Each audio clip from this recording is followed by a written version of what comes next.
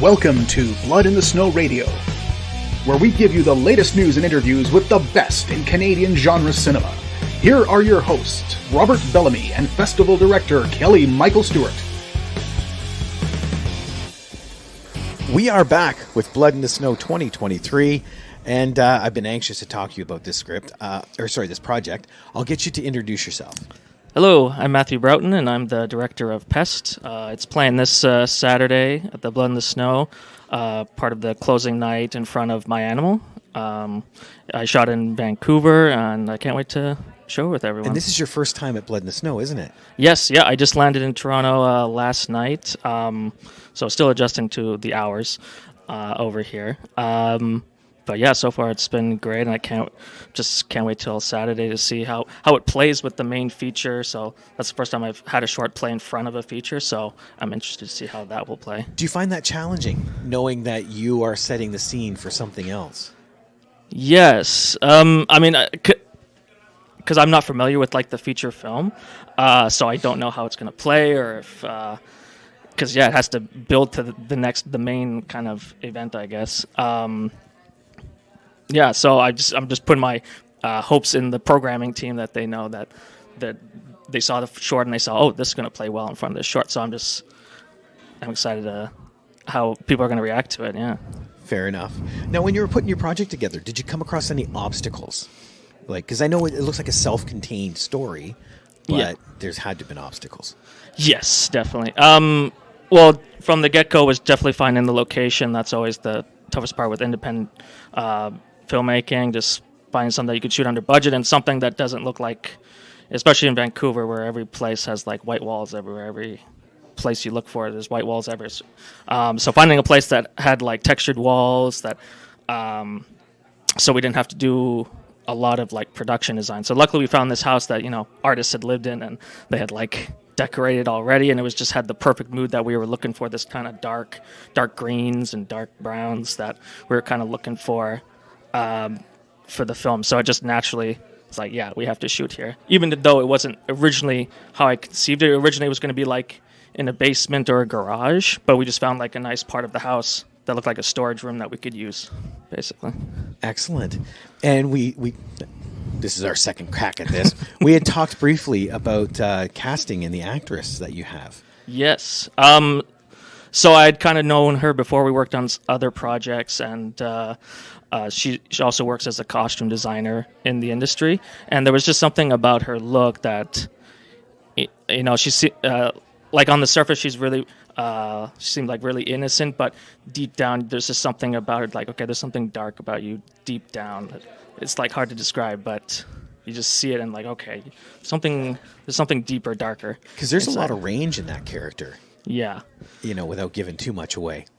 Yeah, no, she goes to far places. Like, she had to play a lot, so it was really getting her to like understand this character, because it's unlike, not many people are like this. I hope. Knock on wood. Yeah. But it was just kind of going through like the character, that getting her to believe that she sees how she sees things in her life, or what got her to this point in her life to see how she sees like termites in her house, basically. Which I won't go too much into, but you'll have to see this Saturday. Yes. Yeah. Wait for Saturday. Yeah. Now, we had also talked about the cast and stuff, because you do a lot of double duty. The actress is also the costumes. Yes.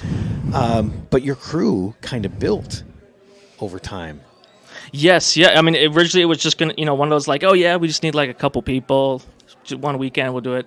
But then a lot of the friends I had, they also had partners that also worked in the industry, and they brought them on set to help with like costume, or like assist with costumes and production design and script supervising. So it just grew from like a small team of like 8 to like 20 in a short time. So it was great, like the energy of having all those people on set, but then the pressure of like, okay, we got to really deliver on this. Yeah. Because now it's real. Yeah. And I was like, okay, this is actually a legit thing. We got the like RE camera. We got like very expensive gear for free, because people had worked at William White, so they were able to get gear for free. Yeah. When it's your buddies and your pals, and it's always a weekend thing, but now this is serious. So you felt that pressure going in that, okay, this has got to be good and we got to get this done. Yeah. So it was just really nailing like the prep, like knowing what we're shooting and just, keeping everyone, in line, so to speak. And it was a very tight space too. So it was which kind of added to like the tension of like the scenes in it was almost kind of claustrophobic, which was kind of the feeling I was going for anyways too. So, but I think we all, like, everyone was just super excited to work on a horror short. A lot of them hadn't before. So it was just get ready to play around with toys and try different things on set. Yeah. Was there anything in the script that you couldn't actually do, like that had to get cut?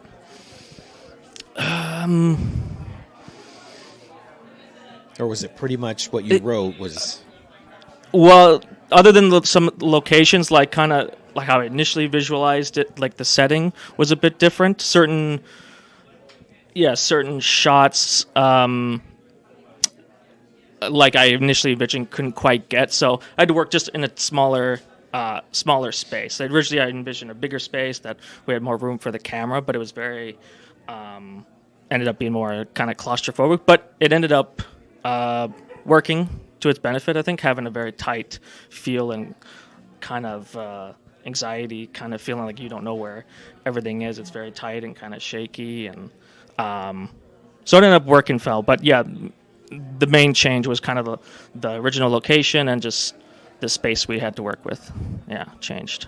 Perfect. What are your plans for Pest? Like, is this a possible feature, or is this, the world of Pest? Any other plans for it?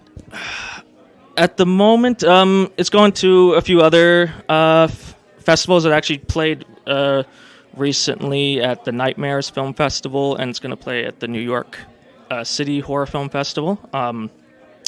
So there's still a couple of festivals I'm also waiting to hear back from, but no feature at the moment. I mean, I definitely could expand this idea a bit, but at the moment, I like that it's pretty self-contained. Even though there is definitely something to this character that could be expanded a lot. There's a little to look into. Yes. Just like what led to this moment. So I've been thinking about it, but I have so many other horror shorts that I want to make too, and other stories. So we'll see if the drive to make it into a feature really comes in. But at the moment, I like it as it is. Yeah. Yeah. How many have you done in the past? I've done 2 other horror shorts and a sci-fi micro short. So mainly I like this kind of under 10 minutes range, just a very tight short story type of film. So I did one before called The Fridge, which is about this woman who sacrifices portions of her blood every night to her fridge to keep it happy. Oh, nice. So kind of playing, with these weird concepts, kind of mixing genres a little bit. But I like these type of short horror pieces a lot. Nice. Yeah. And I mean, just horror in general. I mean, you can experiment a lot and just go off and stories that you just wouldn't see anywhere else. Exactly, because horror is a genre. Yeah. But there are so many sub-genres in horror. Literally, you could do anything and give it that horror edge. No, and I think it's and to really test yourself as a filmmaker, because I feel like building, I'm very picky with horror as well, so I'm very critical of my own work and really what scares me. I think it's really hard to get to scare people, especially now, but I think that's the real skill and challenge and what makes it exciting to explore more. It's what's really scary and what really gets people skin crawling and suspense and tension, and I think those are just great exercises as a filmmaker to explore that I love. Yeah, no doubt.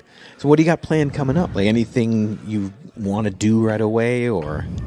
Yeah, I got a few shorts that I got lined up. I want to shoot one hopefully before the end of the year, and then 1 or 2 more next year, and then developing a feature down the road. So just juggling multiple projects and then planting seeds, seeing which one grows. So nothing completely solid yet, especially when it's all independent. And so, but yeah, just seeing which story lands and which story grabs the most people. I had other ideas that I wanted to shoot instead of Pest, but I had 3 different short scripts ready, and I showed a bunch of friends, and they're this one's the best. Let's do this one. This one won the coin toss. Yeah, yeah. Yes. So you just kind of go with the one that can attract the most people to come to that want to make it, I think. Yeah. Or if you have a location available. Exactly. It's that like, too. jump on it.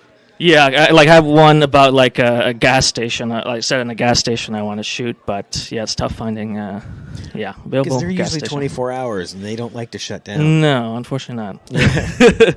But yeah, that's one. Yeah. So it's usually a location a lot, but that's the good thing with horror, that a lot of time it works better in just like one location. So it's some ways, it's more doable as well. Especially for the short film. Yeah, especially exactly. for short. Yeah. Now, have you ever tackled anything bigger than a short film? As a director, no, not yet. But I do, like as a full-time job, I work as a production coordinator at Sony Pictures. Okay. On the animation side. So I just worked on the new Spider-Verse film as a production excellent. coordinator. After the podcast, we need to talk because I want answers. Yeah, that'll be a separate one. Yeah, that could go on forever. But yeah, I also work with film festivals as well. But yeah, nothing large scale. I mean, I've written a couple features, but still, finding one that's actually like doable that I can find funding for. Yeah, that's the main thing. But I'm hopeful. Yeah. But you're still in the industry because, like I said, you work with the Sony Animation. Oh yeah. So, any tips or tricks there? I would imagine working in an animation studio, though, there's not a lot of tips and tricks you can take into film. Actually, surprisingly, a lot, because in animation, when the director is talking to the animators, he talks to them like actors. You Really? actually get a lot of he doesn't give like technical notes. It's very much like the feeling because the animators will film themselves performing a shot or a scene, and the director will choose which take they want, and it's all about the timing and just getting and there's shots where there's no dialogue, so they have to perform with no dialogue. So I actually learn a lot from animation. Yeah, I didn't realize that. Yeah, no. I guess I'm still old school. I'm picturing people over a table drawing, Yeah, no. and it's like, how do you? Yeah, well, I work more in like 3D animation, so it's a bit different than 2D, Yeah. I imagine. But with 3D, I guess you have the rig. I don't know all the technical stuff myself either, and I'm sure like some of the directors don't either. But so in a way, that's nice. So you don't have to learn all the technical sides of like how animation works, because it is very technical with how to work the actual tools. But the actual like performance side. Yeah, like the directors talk to them like they're actors, but it makes it even tougher because you'll have like 50 animators on one character, and the director will somehow have to manage to get those animators to act like one character. Oh, wow. And be consistent through the whole film. I'd have a hard time with 4, let alone 50. It's like, focus, people. Yeah. So it's just like an animator only works on like a couple seconds of the film sometimes. Yeah. Wow. But yeah, they do take years to make too. Yeah. Which is better to have film, I guess, because you can get it out quicker that way too. Yes. So there's always the hours aren't as crazy sometimes, but you're over it for a longer period of time, like over a year, for sure. Is there a dream project that you've had in the back of your head that you would love to do at some point? Ooh, yes, several. I mean, I'm like one horror, a couple like in all I'm a big fan of all genres, so I have an idea for almost like every major genre that I'd love to tell at some point. Mainly just in the idea, like nothing like fully written, but just like conceptually and like an outline of some of them. But I could go on. I have a lot. This is a broad answer, is it? Yeah, I hear you. I don't have just one. Yeah, and it's like picking favorite. Like I don't have like I have to make this one. I have so many that I really want to make. Gotcha. It's like picking your favorite kid. You just don't do it. Yeah. I can understand that. Yeah. No, but I definitely do. So it's all just juggling everything like work and and finding time to write. So I've just been writing a lot lately, and just like I said, just planting seeds to see which one grows. So same for my features, to just seeing which one gains the most interest, and then I'll focus on that one, and that will be the one to really focus on. But I really hope to one day make a feature, and if it's a horror, I hope it gets into Blood in the Snow. So excellent. Well, congratulations on Pest. Yeah. And I'm sure it's going to do great in front of the feature My Animal on Saturday. Yeah. And I can't wait to see your reactions. Yes, same. Excellent. Well, Thank anytime you want to come back, let me know. All right. Thank you so much. Good.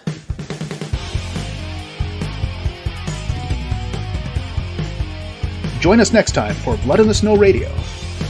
Bits Radio is a production of Three Evil Cats Productions in association with the Blood in the Snow Canadian Film Festival.